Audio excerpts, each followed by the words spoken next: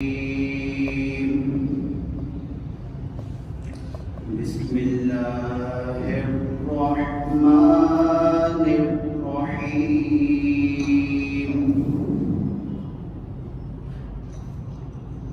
لقد من الله على المؤمنين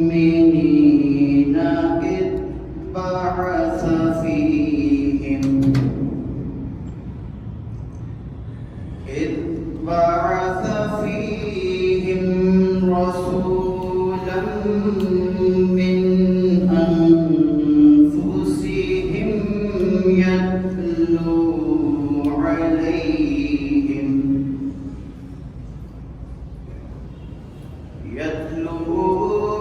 عليهم آياته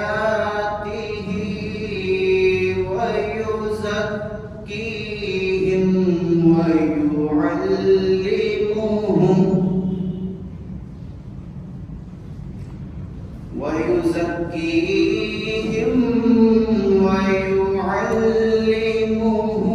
الكتاب والحكمة وإن كانوا من قبل لفي ضلال مبين. صدق الله العظيم. مولاي صل وسلم دائما أبدا على حبيبك خير الخلق كلهم. مولاي صل وسلم دائما أبدا على حبيبك خير الخلق كلهم. محمد سيد القرنين والثقلين. محمد سيد القرنين والثقلين والفريقين من عرب ومن عجم. مولاي صل وسلم دائما أبدا على حبيبك خير الخلق كلهم. هو الحبيب الذي ترجى شفاعته. هو الحبيب الذي ترجى شفاعته لكل هول من الأحوال مقتحم.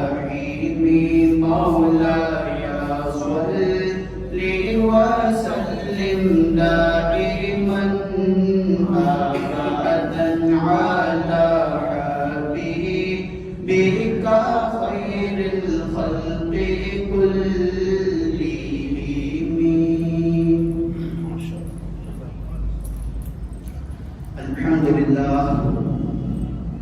الحمد لله الذي وكفى وسلام على عباده الذين اصطفى وعلى آلك وأصحابك أجمعين.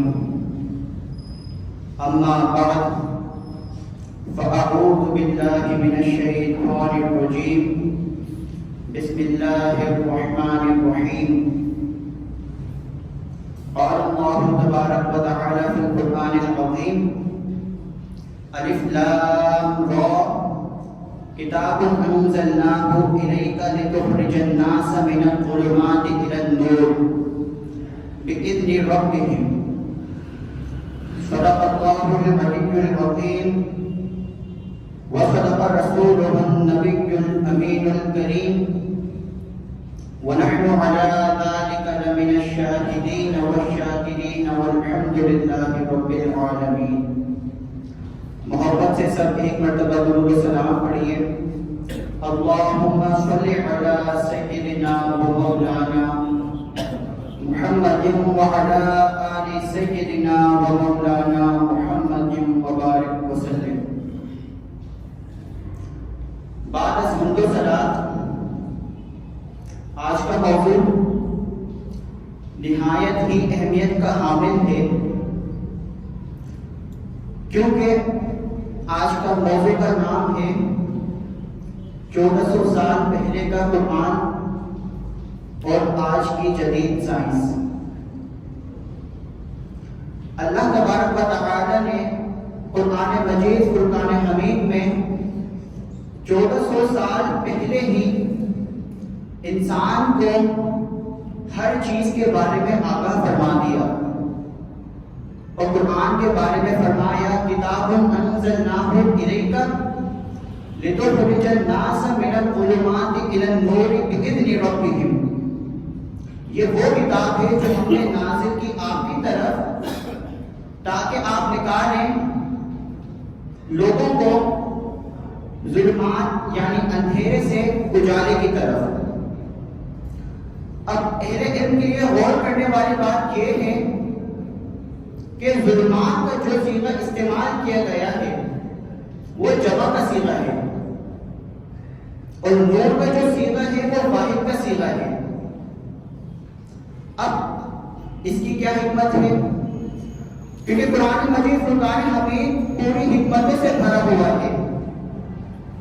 اس کا ایک ایک حرف کے اندر حکمت موجود ہے.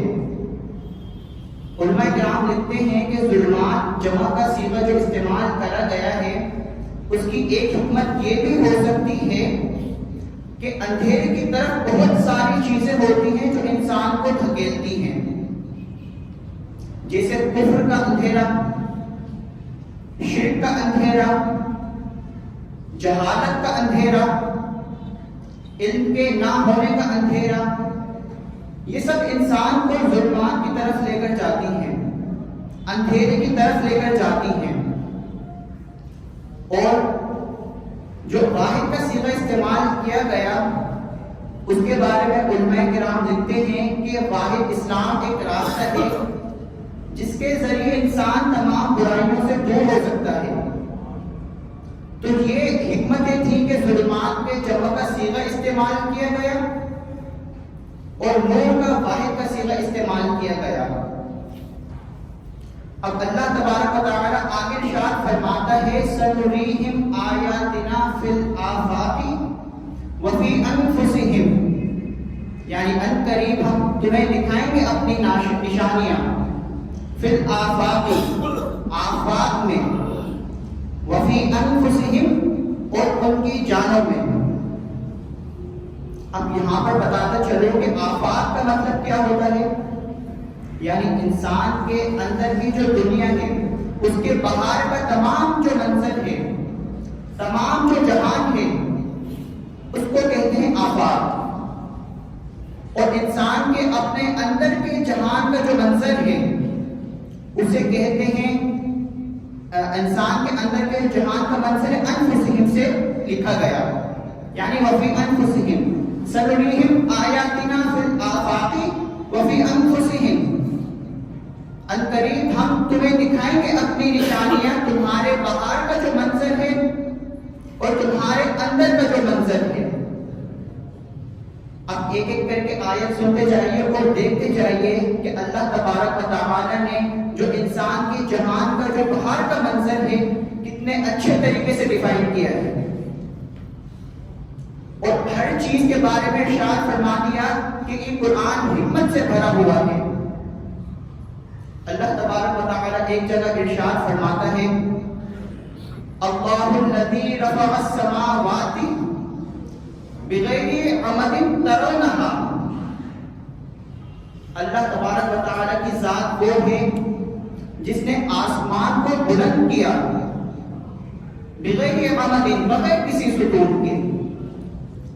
آج ہم کوئی عمارت بناتے ہیں، کسی کی چھت بنانی ہوتی ہے، یا ایک سمپل سی مثال لے لیتے ہیں کہ ٹینٹ لگانا ہوتا ہے، اس کی چھت کو ٹکانے کے لیے بھی کوئی ستون، پلر یا کسی چیز کا سہارا چاہیے ہوتا ہے۔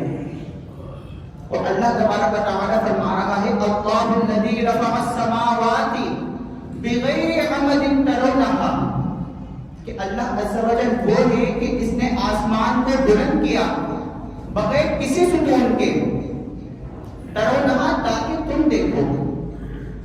یعنی انسان کو بتایا جا رہا ہے کہ یہ حکمت والی کتاب، دار کتاب، اس میں انسان کے لیے نشانیاں ہیں۔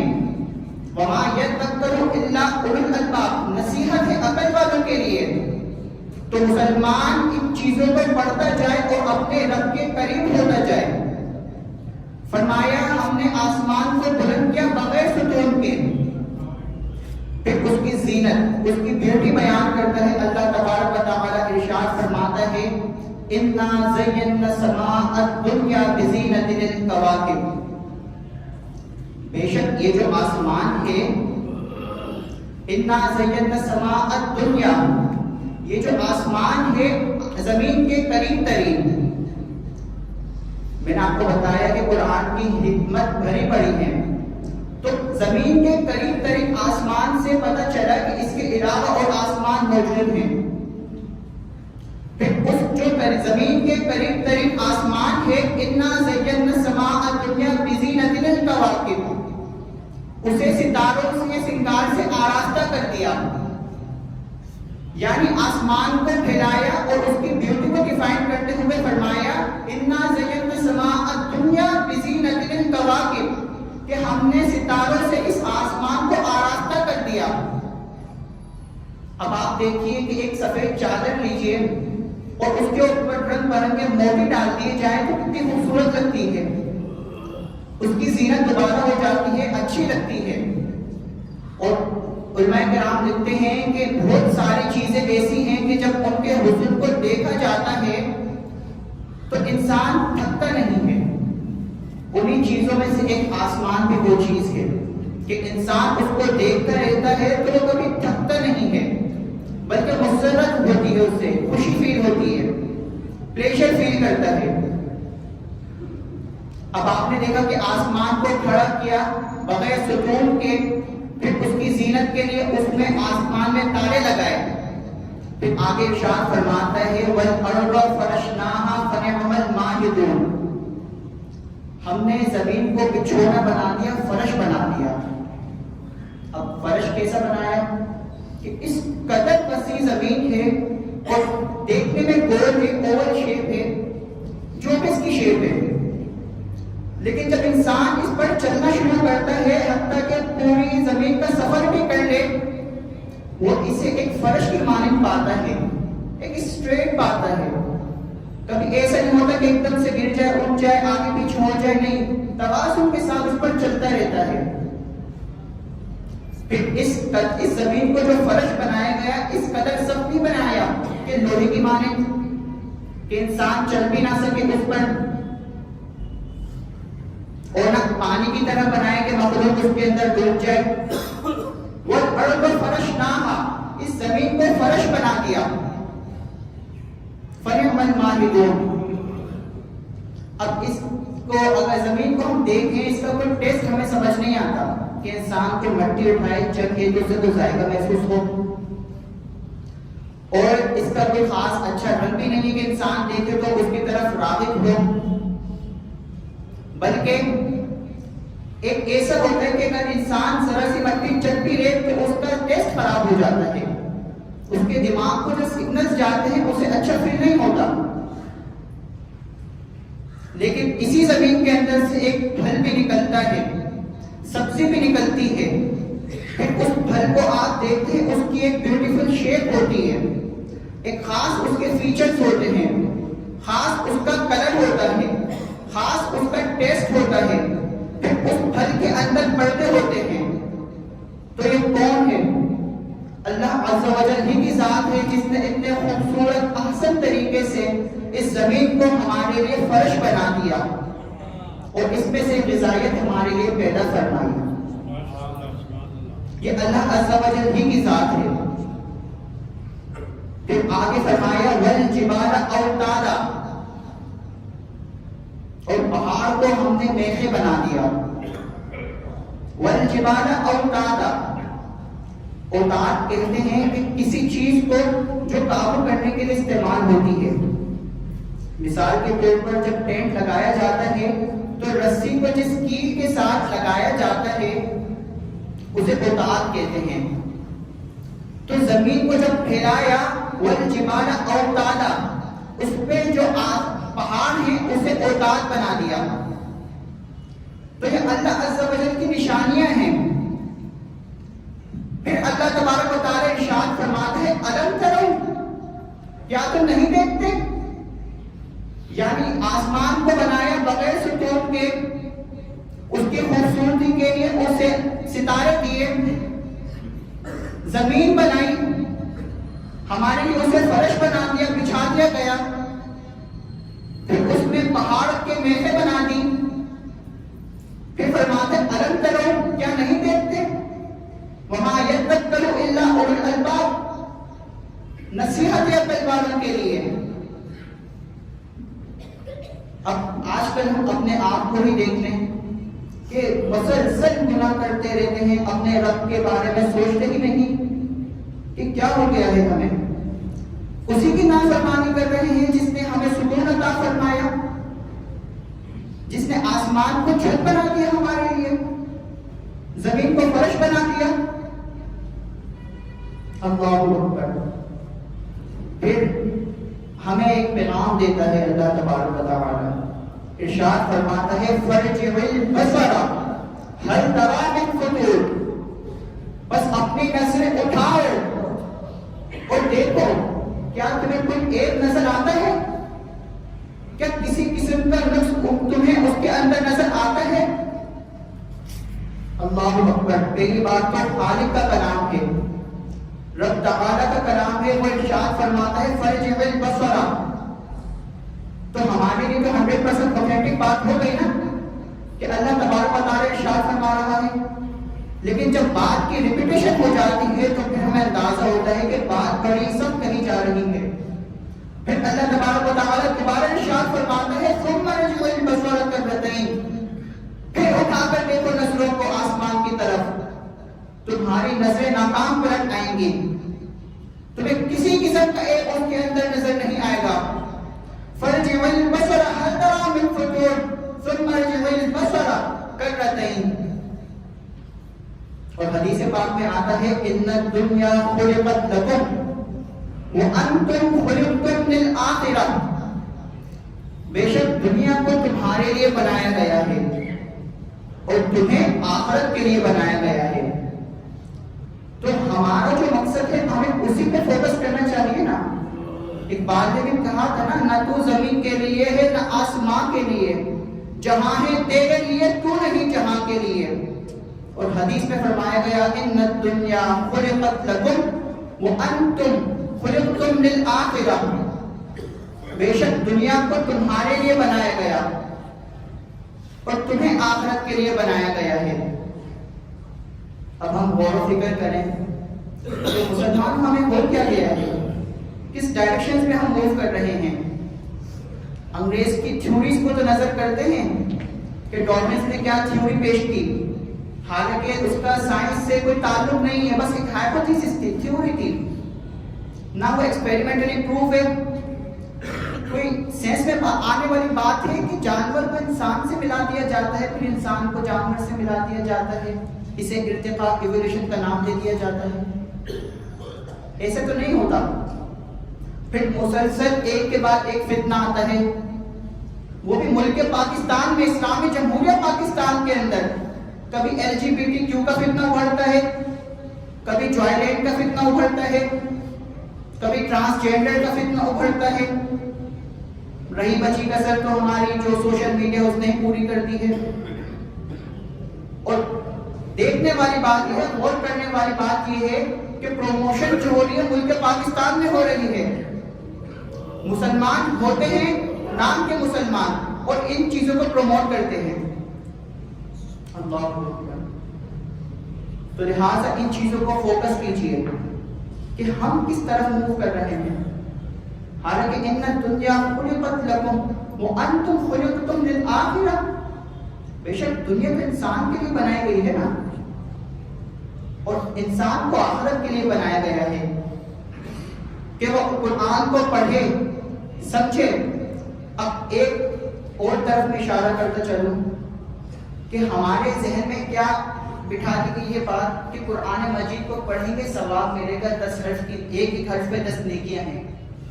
بے شک ہیں، لیکن اس سے بھی بڑی بات ہے کہ اس میں عقل والوں کے لیے نشانیاں ہیں. ہمیں اپنے رب کا قرب حاصل ہو سکتا ہے ان چیزوں کے ذریعے، مگر ہم پڑھتے ہیں تو پتہ نہیں پڑھتے بھی کیسے ہیں. پہلی بات تو الماریوں سے کبر سے قرآن نکلتا نہیں، نکلتا ہے تو حرف سے ادا نہیں ہوتے. حرف ادا صحیح ہو جائے تو صرف نیت یہ ہے کہ نیکیاں ملیں گی، سمجھ تو کچھ آنا نہیں. علم سے اتنی رغبت نہیں کہ علم کی طرف آ جائیں، میڈیکل سائنس کی طرف آئیں گے، انجینئرنگ کریں گے، کامرس کریں گے، بی اے کریں گے، ہر چیز کریں گے، نہیں کریں گے تو علم دین حاصل نہیں کریں گے. چونکہ آج کا موضوع یہ ہے کہ قرآن اور سائنس، تو سائنس کے روح سے اب آپ دیکھیے کہ پہلے تو اللہ تبارک و تعالی نے ارشاد فرمایا سنریہم آیاتنا فی الآفاق، کہ ان قریب ہم تمہیں اپنی نشانیاں دکھائیں گے آفاق میں، یعنی انسان کے اندر کے جہان کا جو منظر ہے اس کو بھی دکھائیں گے، اور انسان کے باہر کے جہان کا جو منظر ہے وہ بھی دکھائیں گے. آفاق کے بارے میں اس کے ریلیٹڈ گفتگو میں نے آپ کے سامنے فرمائی کہ کس طریقے سے اللہ نے آسمان بنایا، ستارے لگائے اور زمین کو بچھونا بنا دیا، پھر اس کے ساتھ ساتھ اس میں میخیں بنائی. اب وفی انفسہم، انسان کے اپنے اندر کے جہان کا جو منظر ہے اس سے بھی ہم تمہیں نشانی دکھائیں گے. اب اس کی نشانی میں آپ کے سامنے وقت کم ہے، تھوڑا بیان کرتا ہوں چلو، کہ آپ کے سامنے سراؤنڈنگ موجود ہے، آب و ہوا موجود ہے. تو آپ دیکھتے ہیں کہ ہوا جو ہے مکسچر آف گیسز ہوتی ہے، گیشیس مکسچر ہوتا ہے، اس کے اندر کئی ساری گیسز موجود ہیں، ڈفرینٹ پرسنٹیجز موجود ہیں کہ آکسیجن کا یہ ہے، نائٹروجن کا یہ ہے، ڈفرینٹ اس کی پرسنٹیجز موجود ہیں. اب ہم دیکھتے ہیں کہ جو آکسیجن ہے، مولیکیولز، آکسیجن کے مولیکیول جو آنکھ سے نظر بھی نہیں آ سکتے. اب کتنے خوبصورت طریقے سے میں آپ کو بتاتا ہوں کہ خون کے اندر شامل ہوتا ہے. اور ان باتوں کا خلاصہ اور مقصد صرف ایک ہے کہ اپنے رب سے جڑو. جب انسان کے اللہ کے حضور کھڑے ہو تو انسان یہ سوچے کہ میرا رب وہ ہے جو آکسیجن کا مولیکیول نظر بھی نہیں آتا، وہ کس طریقے سے خون میں شامل ہوتا ہے، کس طریقے سے ہمارے برین کو آکسیجن ملتی ہے، ہم سروائیو کرتے ہیں.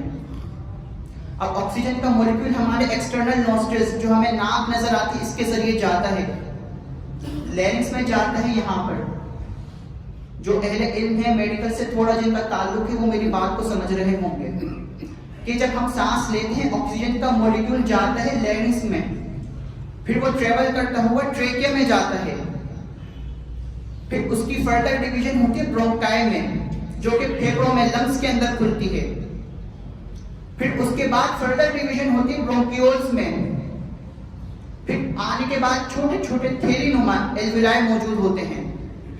اب آکسیجن کا مولیکول کی جو جرنی ہے وہ دیکھیے کہ آکسیجن جو ہوا میں موجود ہے وہ کہاں سے کہاں جا رہی ہے، کہ اب آکسیجن الویلائی میں موجود ہوتی ہے، اس کے سراؤنڈنگ میں اس کے ارد گرد بلڈ ویسلز موجود ہوتی ہیں، کیپیلریز موجود ہوتی ہیں. اب وہ آکسیجن کا مولیکول ڈیفیوژن کے ذریعے ابھی ہوا میں تھا، راستے میں تھا، خون میں شامل نہیں ہوا تھا، پھر وہ خون میں شامل ہوتا ہے. خون میں مختلف بلڈ کے کمپوننٹس ہوتے ہیں، اس میں سے ایک کمپوننٹ ہے R B Cs, red blood cells. اس ریڈ بلڈ سیل کا ہیموگلوبن ہوتا ہے ایک کمپوننٹ. اس ہیموگلوبن کے ہیم کے پاس ایک آکسیجن کیرنگ کیپیسٹی ہوتی ہے. تو وہ آکسیجن جو باہر کی طرف موجود تھی اتنا لمبا سفر کر کے ہمارے خون میں شامل ہوتی ہے، پھر وہ خون جہاں پہ آکسیجن ڈپرائیوڈ ٹیشوز ہوتے ہیں وہاں تک پہنچائی جاتی ہے، انسان کے دماغ کو پہنچائی جاتی ہے. پھر انسان سروائیو کرتا ہے، سوچنے کے کام آتا ہے، کچھ سوچتا ہے، پھر اس کے نیورونز کو طاقت ملتی ہے، ادروائز اگر آکسیجن نہ ملے آپ کا کتنا ٹائم سہ سکتے ہیں؟ جو دل کی موومنٹ سے ہارٹ کی جو موومنٹ ہے وہ ختم ہو جائے گی، انسان ڈیتھ ہو جائے گا، انسان کی ڈیتھ ہو جائے گی، اور جینیٹک جو مٹیریل ہوتا ہے سیل کے اندر وہ ڈیتھ ہو جائے گا، حرکت ختم ہو جائے گی۔ کبھی سوچا ان باتوں پہ کہ رب تعالیٰ تو وہ ہے کہ آکسیجن کے مالیکیول کو اتنا لمبا ٹریول کرواتا ہے، خون میں شامل کرواتا ہے، اور پھر ہم سروائیو کرتے ہیں۔ اور یہ تو ایک نشانی تھی۔ اسی کے ساتھ نظام ہاضمہ ڈائجسٹو سسٹم کو فوکس کیجئے تو کتنے احسن طریقے سے ہم کھاتے ہیں، ایسوفیگس تک ہمارا کھانا جاتا ہے، پھر کھانے کے ڈائجسٹو انزائمز ہوتے ہیں وہ اس پہ کام کرتے ہیں، اور کتنے خوبصورت طریقے سے لیور ہمارے کو بائل جوس دیتا ہے، ہمارے ڈوڈینم میں دے دیتا ہے، انٹسٹائن میں پہنچ جاتا ہے، پھر کھانا ہضم ہوتا ہے۔ اسی طریقے سے جب بلڈ فلٹریشن کی بات ہوتی ہے تو کڈنی کتنا اچھا کام کرتی ہے، کتنا اچھا ایکسکریٹری سسٹم موجود ہے، پھر ایک تولیدی نظام ریپروڈکٹیو سسٹم موجود ہے کہ انسان کی عقل میں بھی بات نہیں آتی، اور اس کے بارے میں بھی قرآن مجید فرقان حمید میں ایمبریولوجی کو، ڈیولپمنٹل بایولوجی کو ایکسپلین کیا گیا ہے۔ آپ کو سمجھ آ رہی ہے باتیں، فکری گفتگو کی جا رہی ہے؟ تو یہ فوکس کیا کیجئے کہ اللہ تبارک و تعالیٰ نے کتنے اچھے طریقے سے سائنس کو بھی قرآن مجید فرقان حمید میں بیان فرمایا ہے، اور آج ہم صرف بکس تو پڑھ لیتے ہیں، کبھی کمپیریٹیو اسٹڈی کرنے کا سوچا ہے ہم نے کہ اتنی موٹی موٹی میڈیکل کی کتابیں پڑھ لیں گے، دوسری کتابیں پڑھ لیں گے، اور قرآن کی خاص بات تو یہ ہے کہ جس فیلڈ سے بھی بندے کا تعلق ہو اسے ایسا ہی لگتا ہے کہ یہ ہمارے بارے میں بیان کر رہا ہے۔ کتنی فصاحت و بلاغت اس کے اندر موجود ہے۔ کبھی کمپیریٹیو اسٹڈی کری ہم نے؟ لہٰذا اب ہمیں علم کی طرف آنا ہے، جو ہماری کھوئی ہوئی عظمت ہے واپس آ سکتی ہے اگر ہم علم کی طرف واپس آئیں۔ علم کی طرف مسلمانوں آؤ، خاص طور پر جو نوجوان طبقہ مجھے سن رہا ہے، علم کی طرف آؤ، اسی میں ہماری برکتیں ہیں، اسی میں ہماری عزت ہے۔ قرآن کی طرف آؤ، حدیث کی طرف آؤ۔ وہ پہلے کا دور تھا کہ جب علماء کرام کے ساتھ ساتھ عام مسلمان بھی ان کی محفلوں میں بیٹھا کرتا تھا، اسے استفادہ حاصل کیا کرتا تھا۔ علماء کرام قرآن و حدیث سے ان کو تفسیریں بتایا کرتے تھے۔ آج کل ہمارے نظریات کی سمجھ نہیں آتے، جو بیسک کانسیپٹس ہوتے ہیں اسلام کے بارے میں، اس کے بارے میں آگے سوال کیے جا رہے ہوتے ہیں کہ حضرت صاحب کے وضو کا مسائل بتا دیں، کہ غسل کا مسائل بتا دیں۔ اللہ اکبر، ہمیں تو اس طرف آنا چاہیے تھا کہ حدیث لے کر آتے کہ اس کے بارے میں ہمیں بتائیے۔ بس علماء کا خاص طبقہ رہ گیا ہے اب، جن کے ہاتھ میں قرآن اور حدیث ہوتی ہے، صحاح ستہ کی کتابیں موجود ہوتی ہیں، اور عام مسلمان کو دیکھیں تو اس کا تو تعلق ہی نہیں ہے کتابوں سے۔ اس میں ہم بھی شامل ہیں، صرف آپ لوگوں کو ٹون کرنا مقصد نہیں ہے، لیکن یہ ہے کہ انسان یہاں سے جب اٹھے تو فکر لے کر جائیے کہ اللہ تبارک و تعالیٰ نے ہمیں قرآن مجید فرقان حمید کی اتنی عظیم بڑی دولت سے نوازا، تو ہم اس کا تحقیقی مطالعہ کریں، عربی بھی پڑھیں، اس کے ساتھ اس کا ترجمہ بھی پڑھیں، اور قرآن کو سمجھیں کہ اس کے جو پیرامیٹرز ہیں، اس کے جو پیراڈائمز موجود ہیں، اس کے اندر کیا بیان فرمایا جا رہا ہے، تاکہ ہم اللہ تبارک و تعالیٰ کے مزید قریب ہوتے چلے جائیں۔ اللہ تبارک و تعالیٰ سے دعا ہے کہ جو کچھ سنا سمجھا اس پر عمل کرنے کی توفیق عطا فرمائے، اور ہمیں بک ریڈنگ کی ہیبٹ پڑھنے کی توفیق عطا فرمائے، کتابوں کا ہمیں قربت نصیب فرمائے۔ اعلان کرتا چلوں آخری یہ کہ میرے مینٹور، میرے اسپریچول فادر، میرے ٹیچر علامہ ارشاد صاحب عمرے کے لیے روانہ ہو چکے ہیں، تو آپ لوگ ان کے لیے دعا فرمائیے گا کہ خیر و عافیت کے ساتھ پہنچ جائیں اور واپس اپنے عزیز آ جائیں۔ انہوں نے مجھے یہ ڈیوٹی دی ہے کہ میں یہاں پہ جتنا ہو سکے، ڈیفینیٹلی ان کے معیار تک تو میں کبھی نہیں پہنچ سکتا، لیکن جتنا مجھ سے ہو سکے گا آپ کو میں فکری علمی گفتگو آپ تک پہنچاؤں گا انشاءاللہ. اللہ تعالیٰ سے دعا ہے کہ جو کچھ سنا سمجھا اس پر عمل کرنے کی توفیق عطا فرمائے. وما علینا الا البلاغ. جمعے کی نماز کے بعد نماز جنازہ ادا کیا جائے گا.